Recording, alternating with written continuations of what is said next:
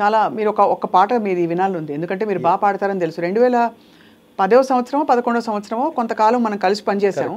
అది మీరు గుర్తు చేసే వరకు క్షమించాలి, నాకు గుర్తు రాలేదు, బట్ ఇప్పుడు గుర్తొచ్చింది. సో ఒక పాట మీ గొంతులో వినాలని. అండి గుర్తు చేసే వరకు అంటే మన జర్నీని మనం ఒకసారి వెనక్కి తిరిగి సింహావలోకనం అనుకోవచ్చండి. సింహావలోకనం అదే అనుకోవచ్చండి.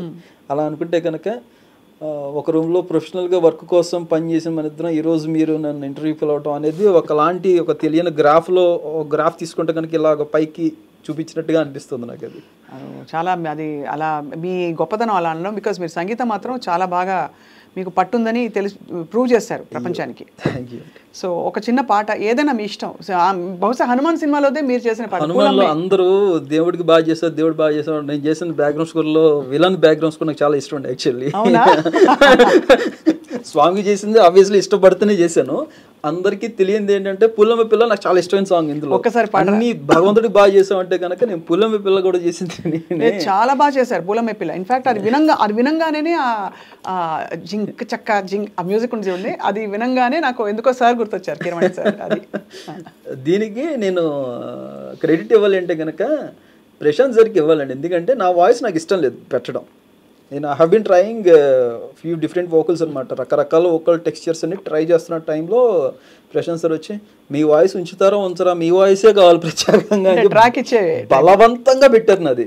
నేను నచ్చదేమో ఎవరికి అనుకున్నాను, బట్ అనూహ్యంగా స్పందన వస్తుంటే అసలు నిజంగా చాలా సంతోషంగా ఉంది. అది ఆడాలంటే కనుక పూలమ్మే పిల్ల పూలమ్మే పిల్ల గుండెను ఇల్లా దండగా అల్లా పూలమ్మే పిల్ల పూలమ్మే పిల్ల పూలమ్మే పిల్ల అమ్మాయి జల్లో చేరేది ఎల్లా పూలమ్మే పిల్ల మూరేడు పూలే మారాణికివే చారెడు చెంపల్లే సూర్యుడై పూసేలే ఎర్రగ కందలే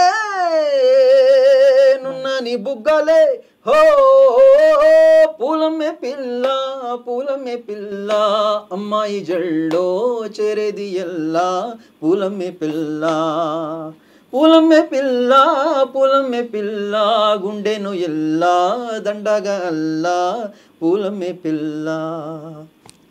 అద్భుతంగా ఉంది. అసలు విబ్రాటో ఎంత బాగుందండి మీ గొంతులో. మీరు పాడుతుంటే ఎక్కడో ఏ వాయిస్ మీకు త్రో కరెక్ట్గా ఉంటుందో పట్టేశారు.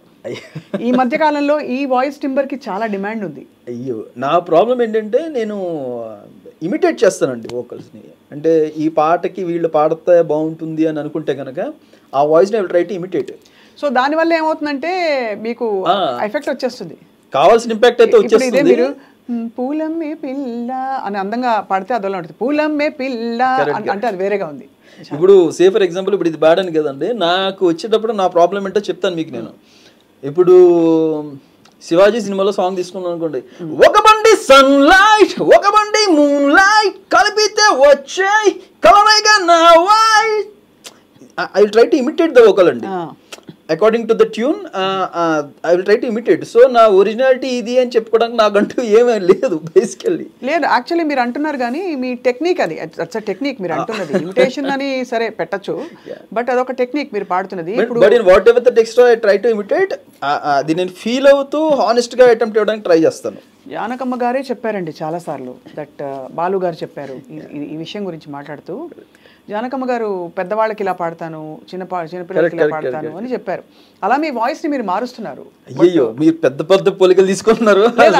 వాళ్ళు మహానుభావులు వాళ్ళ అడుగుజాడల్లో అనేది మిమ్మల్ని నేను అలా అంటే వాళ్ళ రెఫరెన్స్ తీసుకోవడం కదా. ఐఎమ్ జస్ట్ సేయింగ్ దట్ ఇదొక టెక్నిక్ ఆఫ్ సింగింగ్. మీరు కచేరీలు చేసి బహుశా మీరు స్వతహాగా గౌరహరి మాత్రమే పాడే పాటలు పాడితే మేబీ బహుశా నాకు 4-5 years నేను నిజంగా సింగింగ్ మీద కాన్సన్ట్రేట్ చేస్తే I might found my original tone. అవును ఏమో. ఇప్పుడు వాణిజ్యరామ్ గారి పాటలు పాడతారు చాలా మంది, లతా గారి పాటలు పాడతారు స్టేజ్ మీద. వాణిజ్యరామ్ గారి పాటలు పాడినప్పుడు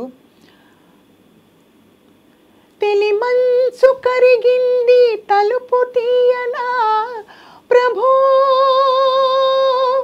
ఇలా గొంతు వణికింది పిలుపు నీయనా ప్రభో, ఇది ఆవిడ టింబర్, కరెక్ట్ కరెక్ట్, ఇది నా టింబర్ కాదు. Correct correct. నేను పాడితే ఇంకోలా పాడొచ్చు, బట్ ఈవిడ పాట నేను స్టేజ్ మీద పాడాలంటే అమ్మగారి పాట దానికి దగ్గరగా అందరూ ఎక్స్పెక్ట్ చేస్తారు.